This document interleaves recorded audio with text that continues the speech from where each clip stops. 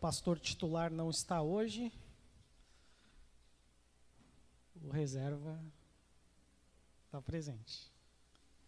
Normalmente o jogador reserva, ele tem a obrigação de entrar e fazer um melhor do que o titular, né? No meu caso é não estragar nada, né? Então, quero que os irmãos abram suas Bíblias em Romanos capítulo 12. Nós vamos meditar hoje sobre a minha, a sua, a nossa vida no altar de sacrifício. Romanos capítulo 12, nós vamos ler versos 1 e 2.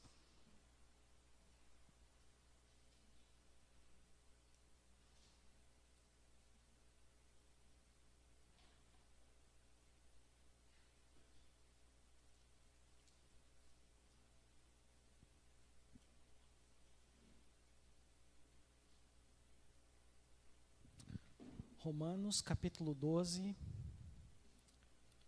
versículos 1 e 2.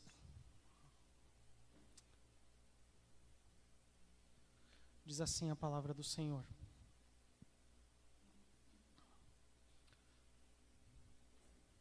Rogo-vos, pois, irmãos, pelas misericórdias de Deus, que apresenteis o vosso corpo por sacrifício vivo, santo e agradável a Deus, que é o vosso culto racional.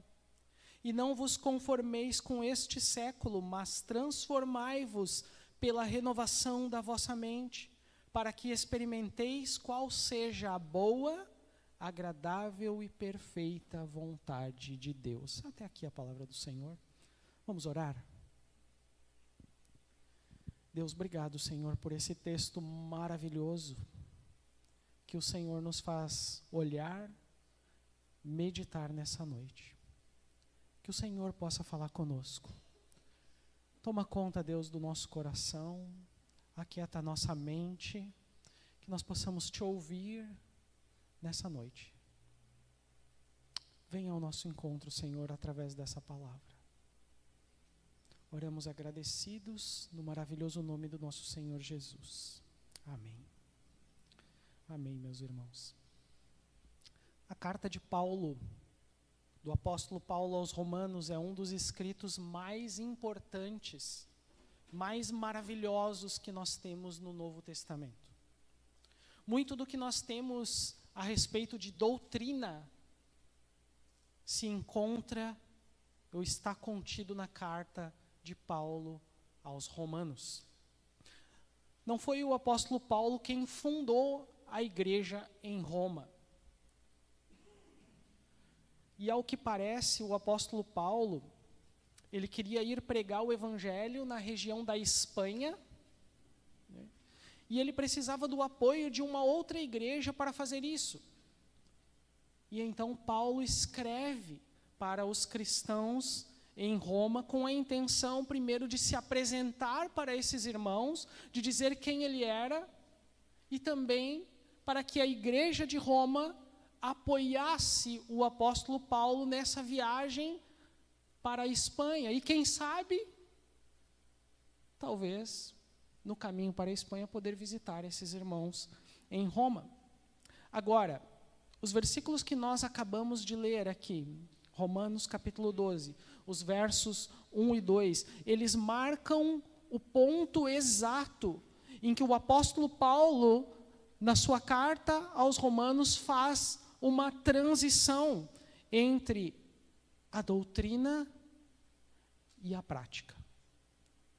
Esse capítulo marca exatamente esse ponto onde o apóstolo Paulo muda o tom da sua carta, passando do que ele vinha ensinando até aquele momento para questões mais práticas da vida cristã. Mas como é que eu sei disso? Como é que a gente consegue saber disso?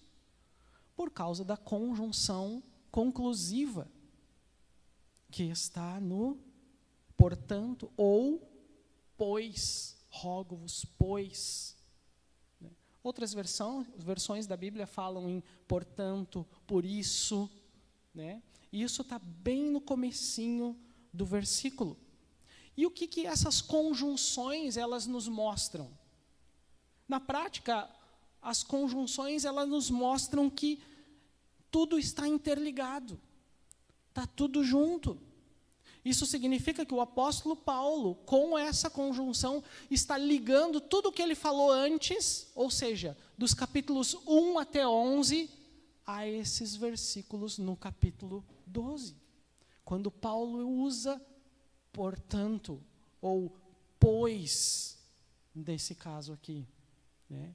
E se Paulo está ligando tudo o que veio antes desse capítulo 12 ao capítulo 12, então isso significa que todo o contexto, ou seja, tudo que Paulo falou antes até esse exato momento precisa ser considerado. Quando nós olhamos para o capítulo 12. Dos capítulos 1 a 11, o apóstolo Paulo, então, tratou da doutrina. Mas a partir do capítulo 12, o apóstolo Paulo vai tratar dos deveres. Até o capítulo 11, o apóstolo Paulo expõe a base doutrinária. Ou seja, Paulo apresenta tudo aquilo no qual nós cremos, tudo aquilo no qual nós firmamos os nossos pés, tudo aquilo no qual nós depositamos a nossa fé, nós construímos aquilo que nós cremos como cristãos. Mas a partir do capítulo 12, Paulo começa a tratar ou aplicar esses ensinamentos, essa doutrina, tudo o que ele ensinou, ele começa a aplicar na vida dos cristãos, na vida dos crentes. E notem, meus irmãos, que o que o apóstolo Paulo está fazendo aqui, está nos dizendo com isso, é que doutrina e prática, elas andam juntas.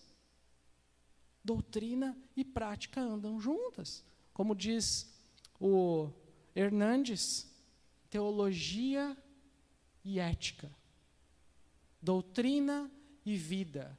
Crença e conduta andam lado a lado, juntos. Não estão separados. Não é ou doutrina ou a prática. Eu sou mais da... Você já ouviu, talvez vocês já tenham escutado alguém dizer isso. Né? Eu sou mais da doutrina, sou mais estudioso, eu gosto mais de estudar. Não, outro diz, não, eu sou mais da prática. Não existe essa separação. Não é disso que a Bíblia trata. É doutrina e prática, juntos, lado a lado. Tem uma frase que eu gosto muito, que diz assim: a teologia precede a prática. Essa é uma frase do Mark Dever, do autor do 9 Marcas de uma Igreja Saudável. O que essa frase significa? Significa que nós agimos em conformidade com aquilo que nós cremos. Ou seja, conforme você crê, naquilo que você crê, você age em conformidade com isso. E mais, as nossas ações, elas revelam como nós pensamos doutrinariamente. Nós agimos, conforme nós agimos, isso revela a forma como nós pensamos. Por exemplo, se você é um cristão, alguém que entende verdadeiramente que Jesus salvou você, e que você não fez absolutamente nada para comprar essa salvação, para ganhar, para merecer essa salvação. Você entende que Jesus resgatou você da vida que você tinha antes por pura e completa graça de Deus. Como você e eu conseguiríamos, ou conseguimos, ser pessoas orgulhosas, arrogantes? Como? Como? Não condiz com a nossa vida. Ser orgulhoso E se você aqui abrindo um parênteses aqui, se você fala por todos os cantos em ser alguém reformado, calvinista, você deve ser a pessoa mais humilde da face da terra, porque você entende que você não merecia absolutamente nada. Foi Deus quem fez tudo, foi Ele que resgatou você e te puxou de lá, e você não fez absolutamente nada para merecer isso. Por isso a humildade é como você deve andar e ser. Mas infelizmente nós somos pecadores. Somos pecadores. E esse pecado e essa carne que nos rodeia e nos tenta, e nós lutamos dentro de nós com tudo isso.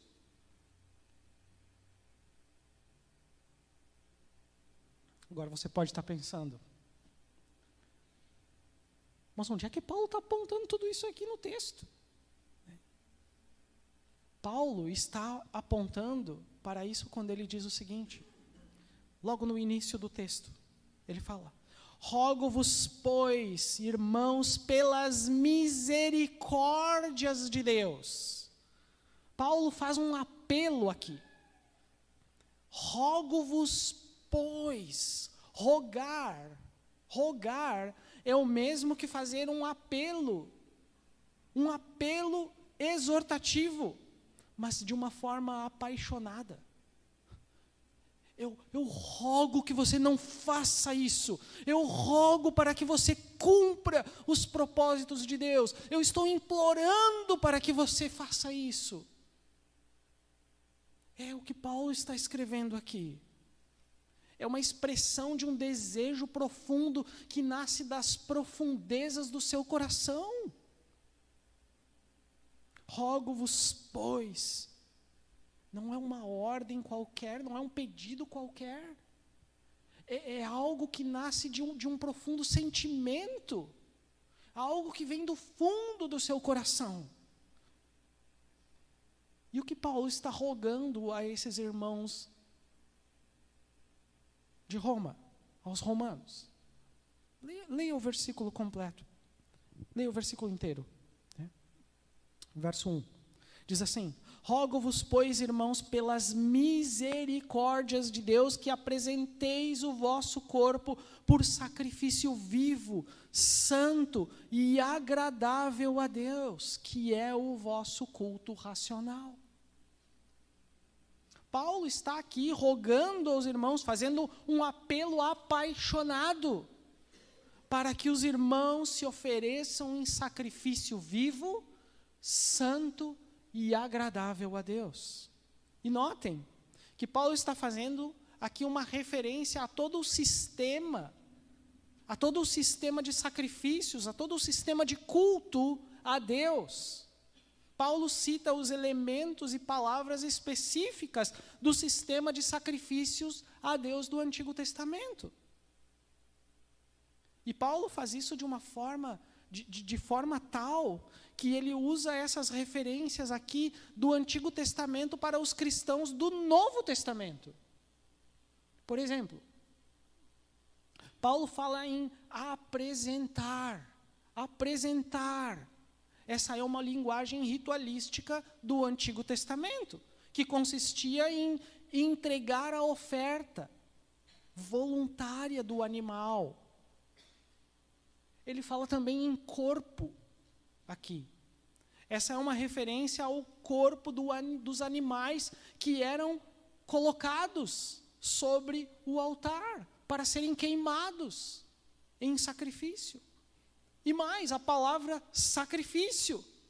Essa palavra descreve com exatidão o que era feito no culto a Deus. Era um sacrifício no culto a Deus do Antigo Testamento. Então, Paulo está aqui usando essa linguagem toda do Antigo Testamento, que era feito nas cerimônias do Antigo Testamento, no templo, e agora ele está aplicando isso à vida dos crentes do Novo Testamento, aos cristãos Eu quero que vocês leiam comigo Levítico, capítulo 1, versos de 1 a 9. Fala assim. Levítico, capítulo 1. Nós vamos ler do versos de 1 a 9.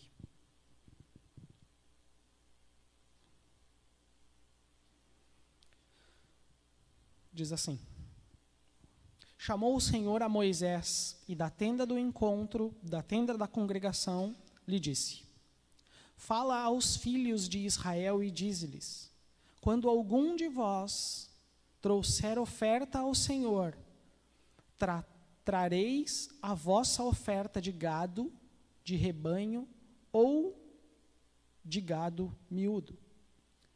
Se a sua oferta for holocausto de gado, trará macho, sem defeito, à porta da tenda do encontro da congregação o trará, para que o homem seja aceito perante o Senhor. E porá a mão sobre a cabeça do holocausto, para que seja aceito a favor dele, para a sua expiação. Depois, imolará o novilho perante o Senhor. E os filhos de Arão, os sacerdotes, apresentarão o sangue e o aspergirão ao redor sobre o altar que está diante da porta da tenda da congregação. Então, ele esfolará o holocausto e o cortará em 6 pedaços. E os filhos de Arão, o sacerdote, porão fogo sobre o altar e porão em ordem a lenha sobre o fogo. Também os filhos de Arão, os sacerdotes, colocarão em ordem os pedaços, a saber, a cabeça e o redenho, sobre a lenha que está no fogo sobre o altar. Porém, as entranhas, as pernas, o sacerdote as lavará com água e queimará tudo sobre o altar. É o holocausto, oferta queimada, de aroma agradável ao Senhor. Esse é um texto maravilhoso que nós vemos aqui em Levítico. No Antigo Testamento, as ordens elas eram bem específicas. Os animais eram para serem trazidos sem defeito, eles eram mortos e queimados no altar. Algumas dessas partes de animais elas eram separadas e queimadas por completo, e aquela fumaça dessas partes queimadas por completo, elas subiam ao céu e simbolicamente elas eram como um aroma agradável ao Senhor. Era o cheiro de um bom e maravilhoso churrasco. E era assim o culto a Deus no Antigo Testamento, era assim que o culto no Antigo Testamento era feito. O apóstolo Paulo usa então essa imagem que nós acabamos de ler aqui. Paulo usa essa imagem toda do Antigo Testamento para levar o cristão a entender o que cada um faz individualmente a Deus. Os cristãos não oferecem mais sacrifícios a Deus dessa forma. A grande diferença entre o Antigo Testamento e o Novo Testamento é que o cristão não oferece mais animais, mas ele oferece a si mesmo em sacrifício.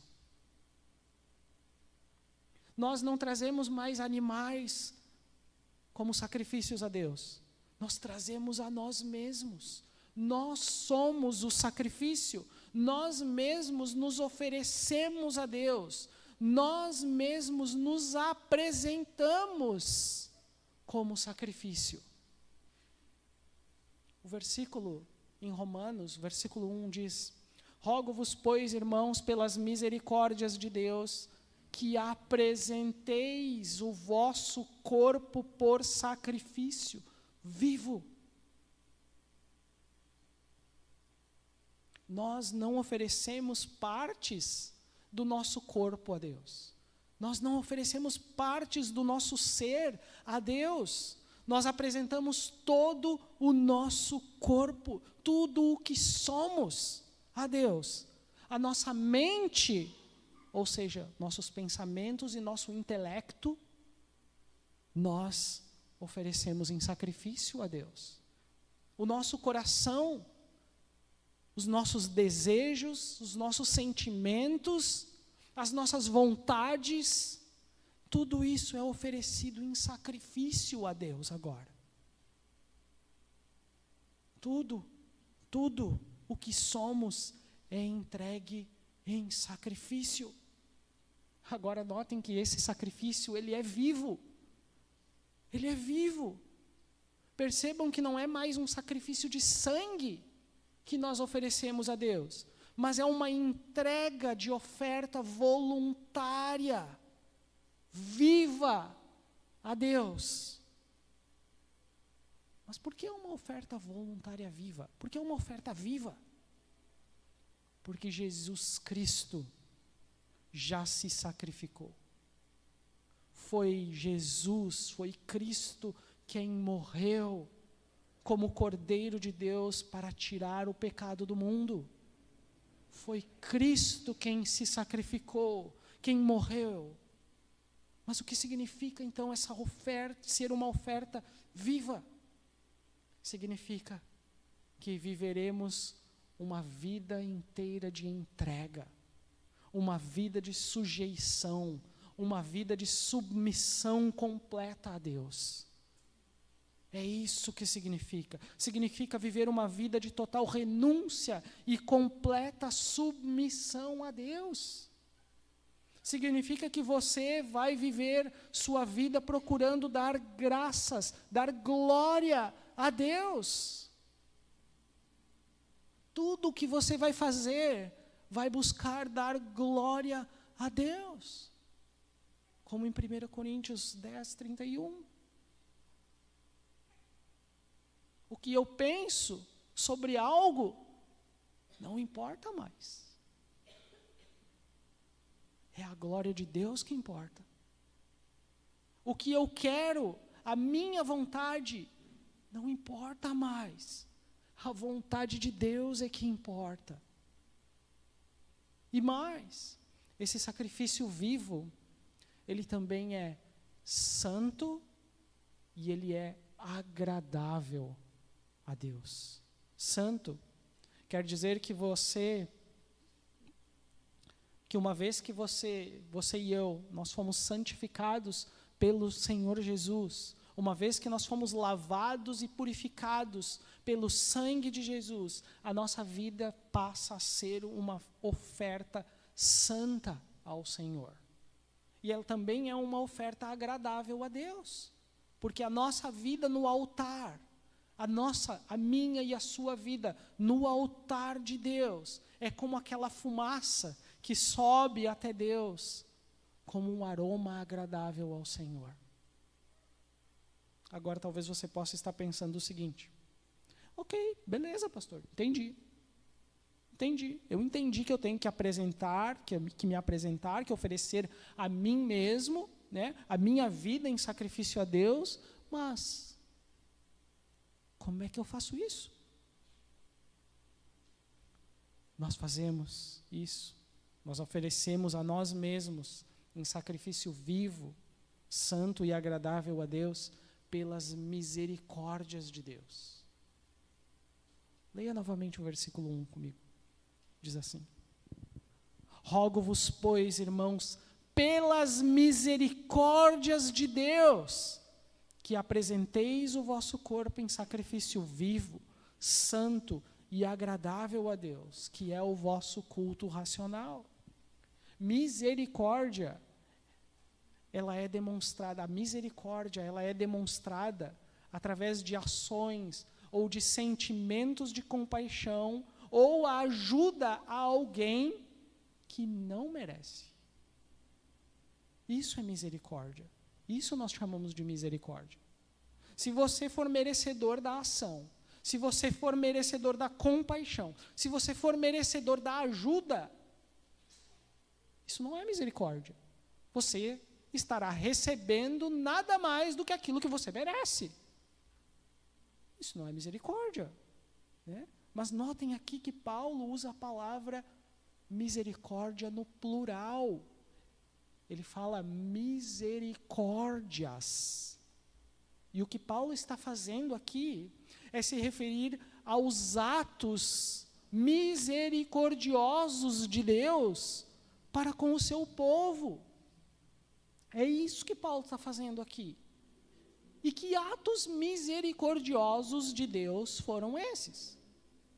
Esses atos misericordiosos de Deus, Paulo está explicando do capítulo 1 até o 11. Eles estão descritos lá, do capítulo 1 até o 11. Por exemplo, a soberania de Deus na salvação do homem. Isso está lá no início no início do livro de Atos.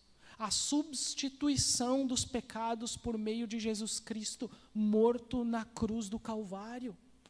A morte substitutiva. A justificação pela fé, que é a declaração legal de Deus, tornando então o pecador que crê em Jesus como justo diante dele, diante de Deus. A adoção como filhos de Deus e sermos feitos herdeiros de Deus. A concessão do Espírito Santo como um selo e garantia dessa herança. A admissão dos gentios na igreja, a família de Deus. Tudo isso mediante a graça. Então essas são as misericórdias de Deus. As misericórdias de Deus são os atos salvadores de Deus ao longo dos tempos, ao longo das eras. E isso Deus fez sem atentar para o mérito, sem atentar para mérito algum, porque nós não somos merecedores disso. Nós não somos merecedores de absolutamente nada do que Deus fez. Foi pura graça e misericórdia do nosso Senhor. Deus salvou o seu povo de maneira graciosa e Ele executou o seu plano de salvação antes mesmo da fundação do mundo. Isso deveria ser um encorajamento para nós. Isso deveria ser marcante para cada um de nós. Porque mesmo antes de Deus fundar o mundo, Deus, Ele já havia eleito os seus, da forma como Ele fez, e com o seu plano maravilhoso foi se encaixando ao longo de tudo, ao longo dos tempos. Percebam com isso que os seus e os meus atos de entrega, o apresentar-se em sacrifício vivo, não é uma coisa mística que nós fazemos. Não é algo que nós fazemos de forma mística, espiritualizada, ou nem tampouco legalista, ou pragmática, ou até mesmo um ato sem sentido. Nós fazemos isso de caso pensado, pensando. Esse oferecer-se em sacrifício é o resultado de nós termos entendido tudo o que o apóstolo Paulo falou dos capítulos 1 até o 11.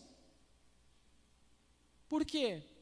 Porque uma vez que nós entendemos as misericórdias de Deus, como Deus foi misericordioso com cada um de nós ao longo dos tempos, ao longo dos anos, nós entendemos isso, nós entendemos as misericórdias de Deus. Uma vez que você entendeu que tudo aquilo que Deus fez por você, até você chegar no momento de salvação, quantas pessoas Deus usou para te convencer.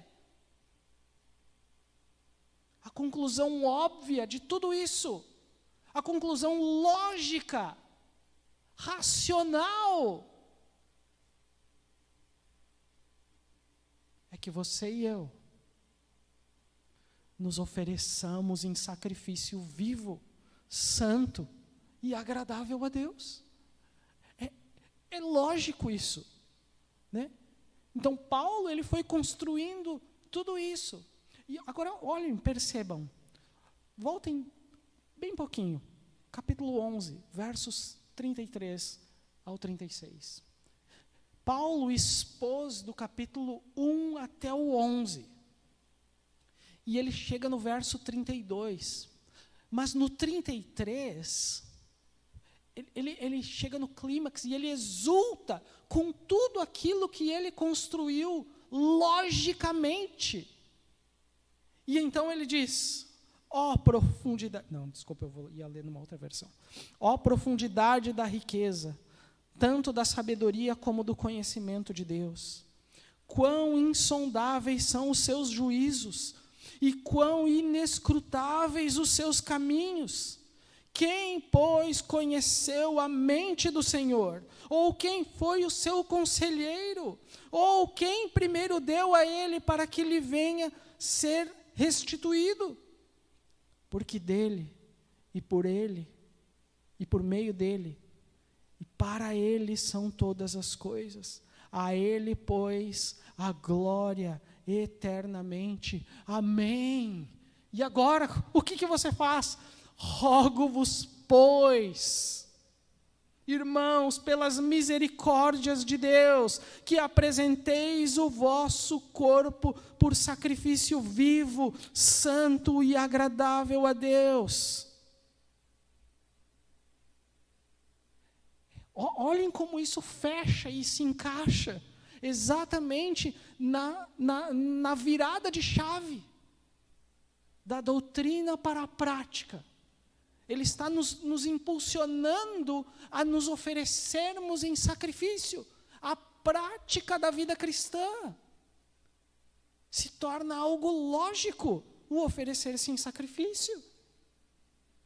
Porque a partir do conhecimento de Deus, de quem Deus é, de tudo o que Deus fez, eu passo então a viver a minha vida no altar de sacrifício a Deus, como uma oferta viva e dedicada ao Senhor.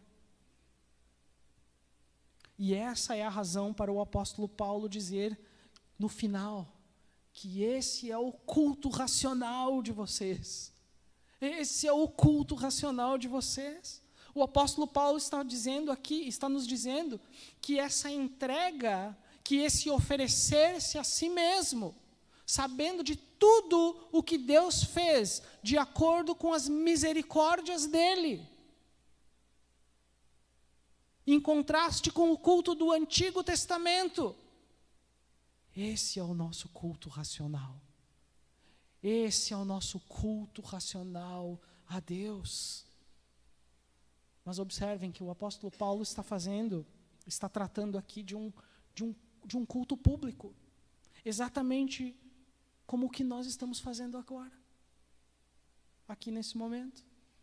E o que nós estamos fazendo aqui, nesse momento, como igreja reunida, tem impacto no nosso culto individual.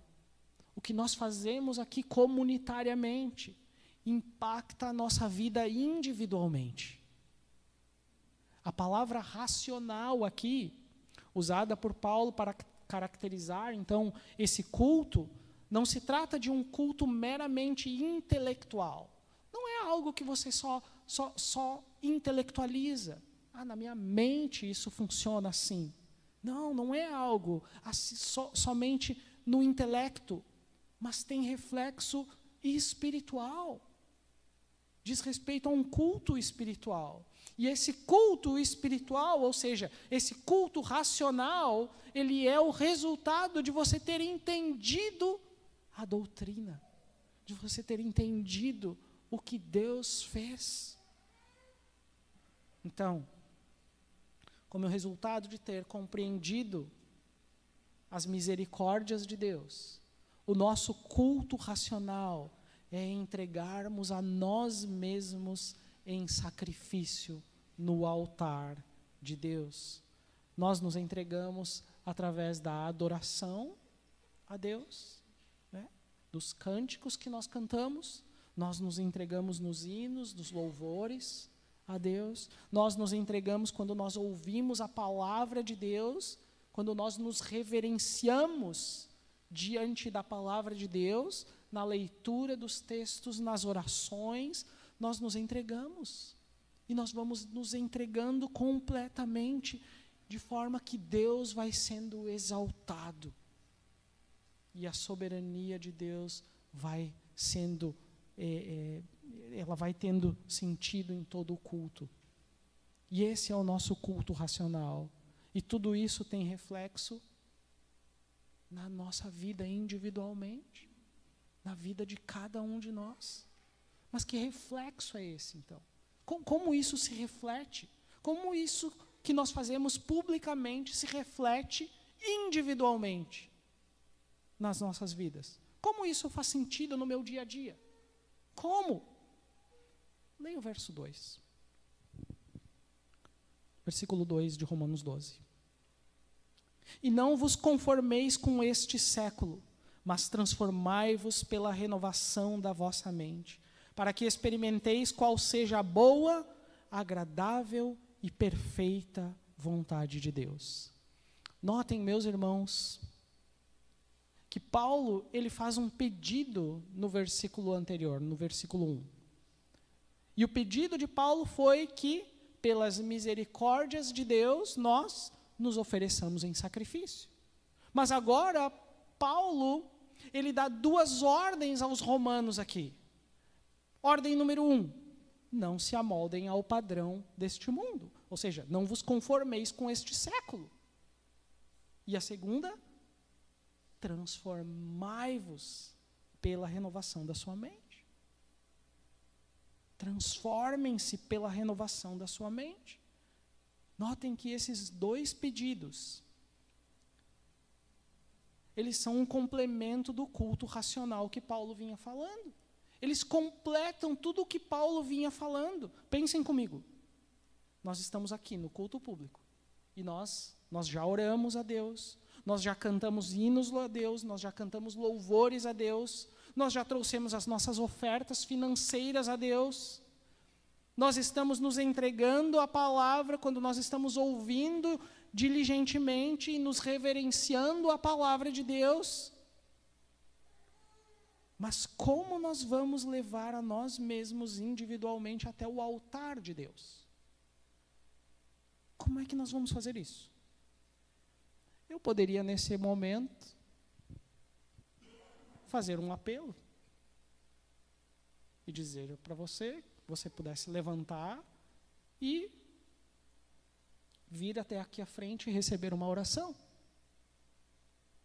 Mas mesmo assim, mesmo se você saísse do seu lugar e viesse até aqui à frente e se ajoelhasse, você ainda assim, você poderia voltar para a sua cadeira sem ter oferecido a si mesmo como um sacrifício a Deus, como um sacrifício vivo no altar de Deus.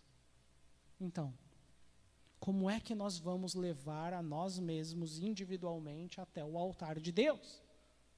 Primeiro, não se amoldando aos padrões deste mundo, ou seja, não se conformando com este século.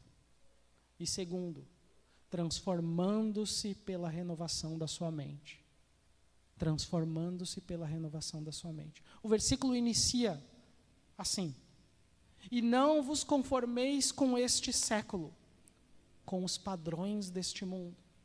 A palavra aqui, conformar ou amoldar, elas significam literalmente, não entra no esquema do mundo. Não entra, não vai por esse caminho.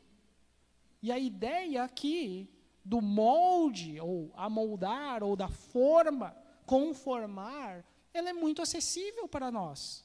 É como se você fosse se espremendo assim para caber dentro de uma coisa que você não é do teu tamanho, que não entra em você. Sabe quando você vai no shopping? Os homens sabem bem isso. Sabe quando você vai no shopping? Você está andando, caminhando, assim, daí você olha para o lado e olha para a vitrine opa! E aquele tênis te pegou, né? Os homens sabem disso, né? Eu estou brincando, tá, gente? Mas os homens sabem disso. Você vai lá e você olha e aí você entra na loja. E aí você pede o seu número. E aí a pessoa diz, não tenho. Eu só tenho um número menor do que o seu pé. E aí você pega e coloca ali e na hora está tranquilo, né? Mas o seu pé não cabe dentro daquela forma. Mas aí você força. E os teus dedos ficam assim, né? Eles nem ficam esticados, eles ficam dobradinhos assim. É exatamente essa a ideia. É você não caber dentro daquilo. Você não cabe dentro daquilo. E a ideia é essa. Não vivam conforme os padrões deste mundo, diz a Nova Almeida atualizada. Ou seja, não deixe que o mundo molde ou forme como você vai dirigir a sua vida. O mundo é uma forma que molda a vida das pessoas. E o apóstolo Paulo está dizendo aqui, para essas pessoas da igreja, não deixem que o mundo faça isso com vocês. Por quê? Por que o Paulo está falando isso? Porque na prática nós conhecemos as misericórdias de Deus. Na prática nós conhecemos as misericórdias de Deus. Então nós somos diferentes dessas pessoas. Nós não entramos nesse esquema, nós não cabemos nessa forma, nós não somos assim. Nós conhecemos as misericórdias de Deus. As pessoas no mundo, elas não foram alcançadas pelas misericórdias de Deus, e elas têm um estilo de vida diferente. Elas têm um padrão diferente de viver as suas vidas. O sistema mundano de viver é diferente da forma de viver dos que conhecem a graça e a misericórdia de Deus. Paulo fala isso em Romanos capítulo 1, dos versículos 26 ao 32. E lá ele lista o estilo de vida mundano. A homossexualidade, que Paulo chama das relações sexuais contrárias à natureza, a disposição mental reprovável, que envolve injustiça, maldade, ganância, depravação. Ele cita mais a inveja, o homicídio, rivalidades, engano, malícia, calúnia, insolência, que é um orgulho demasiado, arrogância, presunção. Esse é o estilo de vida mundano de ser. E nós andamos nesse mundo, nós conhecemos. Nós sabemos. E vejam como cada um desses pecados, eles são terríveis. E eles revelam uma única coisa em comum. Uma única coisa em comum, que é o padrão mundano de agir e ser.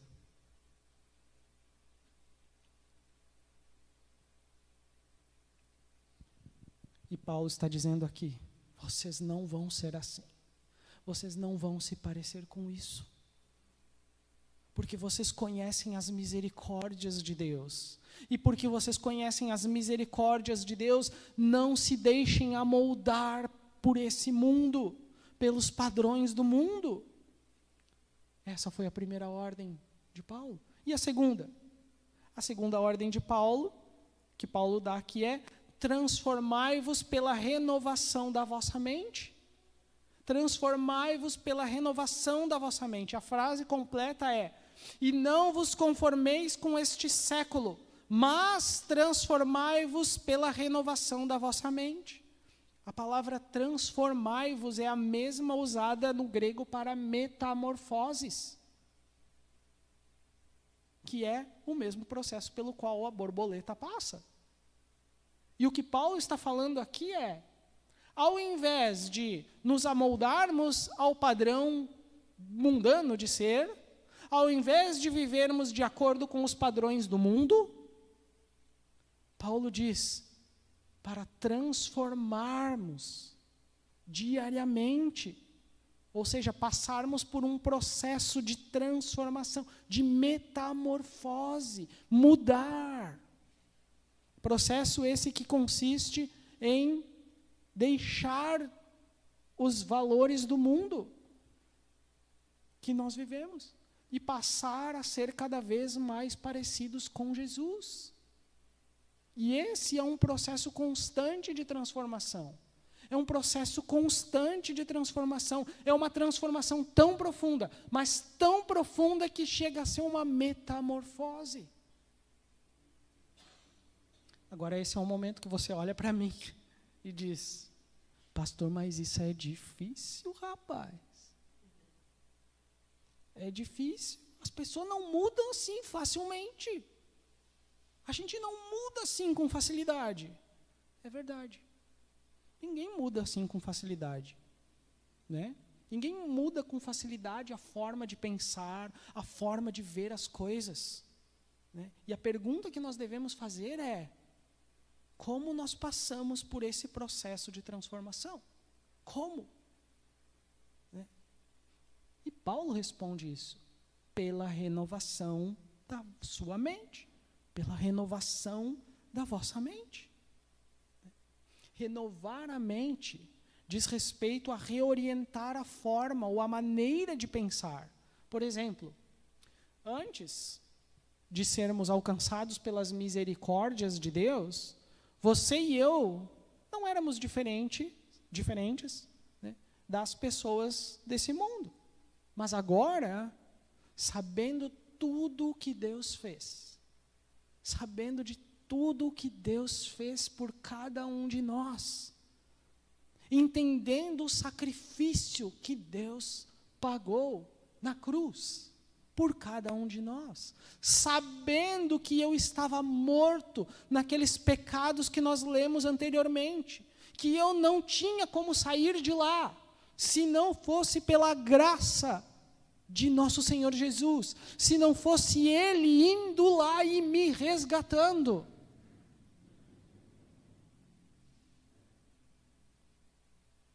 Você então, racionalmente, toma conhecimento das misericórdias de Deus e passa a ser transformado pela renovação da sua mente. A sua mente, então, ela começa a ser renovada, você começa a mudar a forma de pensar. Deus me salvou, Ele me resgatou. E então você muda. Não é possível excluir o raciocínio, nem a participação da mente no entendimento do cristianismo. Não tem como. Quer seja no culto ou na maneira de viver, não tem como. Nós precisamos compreender como o cristianismo funciona. O que Deus fez, como Jesus se sacrificou, o que Ele pagou. Nós precisamos saber disso. E essa é a razão pela qual eu não prego de outra forma que não seja pelo método de pregação expositiva. E o Charles a mesma coisa. Porque você toma conhecimento do que Deus fez. E os seus irmãos estão aqui. É difícil ouvir outra coisa. É muito difícil de ouvir outras pregações. Então, essas são as duas ordens que o apóstolo Paulo ele dá aos romanos. Né? Não se amoldem, não se deixem amoldar pelo mundo. E transformem-se pela renovação da sua mente. Agora, Paulo, por que Paulo deu essas ordens aos romanos? Por que Paulo fez isso? Leia o versículo completo comigo. Verso 2. E não vos conformeis com este século, primeira ordem aqui de Paulo, mas transformai-vos pela renovação da sua mente, segunda ordem aqui, para quê? Qual o objetivo disso, Paulo? Para que experimenteis qual seja a boa, agradável e perfeita vontade de Deus. Esse é o objetivo.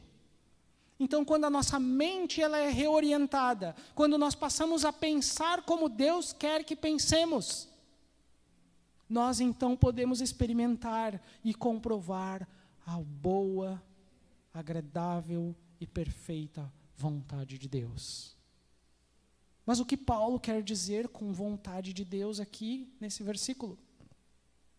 A Bíblia, ela fala em vontade de Deus. E nós podemos pensar assim, por exemplo, a Bíblia nos fala de várias formas, de algumas formas sobre a vontade de Deus.